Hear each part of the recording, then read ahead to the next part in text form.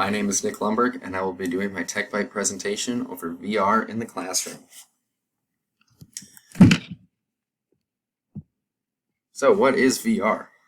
VR stands for virtual reality, and this device allows a person to transport to a different place, even on the other side of the world, on the moon, on Mars, underground.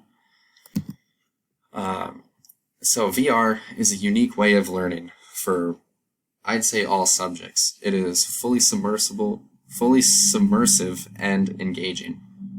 And it can foster a better understanding of a topic because a student gets to visualize and see historical events or museums, different artifacts.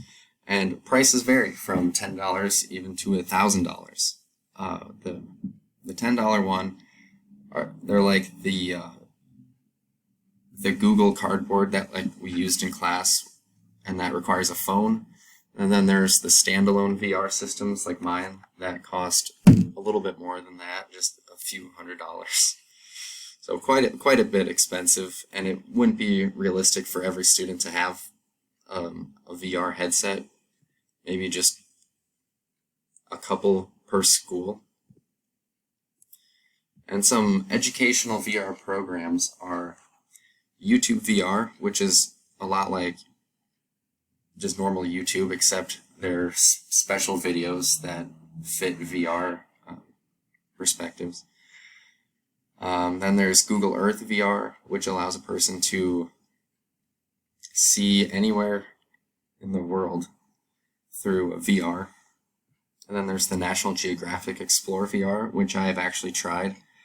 I was climbing a mountain in Africa, I think it was Mount Kilimanjaro, and it gave me a whole new understanding of what that means, like climbing a mountain that high. And I think that would have been very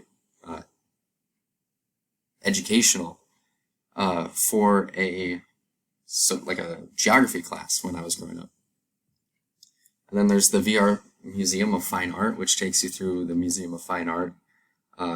And I think this would be useful for a history class going over the Renaissance, or an art class that's going over the different art revolutions. And then there's the Anne Frank House VR tour, which takes you through the tour of the house where she was hiding. So, how would I use VR in the classroom? So as a middle school social studies teacher, as a future middle school social studies teacher, the class will kind of be split into history and geography.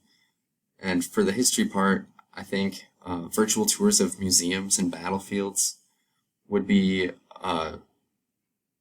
help students visualize history in a fun new way that they have never experienced before. And VR goes beyond reading about a topic, because it's one thing to read what Anne Frank went through in a textbook, but it's another thing to experience what she experienced and see what she was seeing. Same with like World War I. It's one thing to read about the trenches, but it's another thing to experience it and see the trenches and see the mud. And for the geography part, students can experience what it's like all over the world. They can walk through the streets of like downtown London, the Piccadilly Circus, or they could walk through downtown Tokyo or see the Sydney Opera House. They can experience culture and see the sights, because it's one thing to see a two-dimensional picture, and it's another thing to experience it and see it for yourself. And how would I use VR for my lesson? So my lesson plan that I wrote is about the American Civil War. And I want to educate to my students the themes, like political and race themes of the war, historical figures, and events.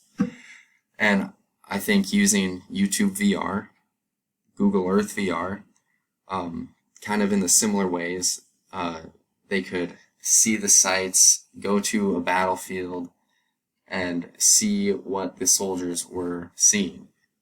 And then there's two more I found: the American Battlefield Trust VR experience, which takes you through like an everyday life of a Civil War soldier, and occasionally informational like pop-ups happen and you get to read fun facts. And then the My Brother's Keeper VR video is a short movie filmed through VR about the Civil War. Now there are negatives of VR.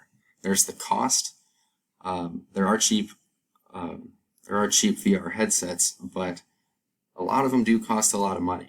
And I don't think the school would be okay with handing out each kid a headset that cost a few $100s.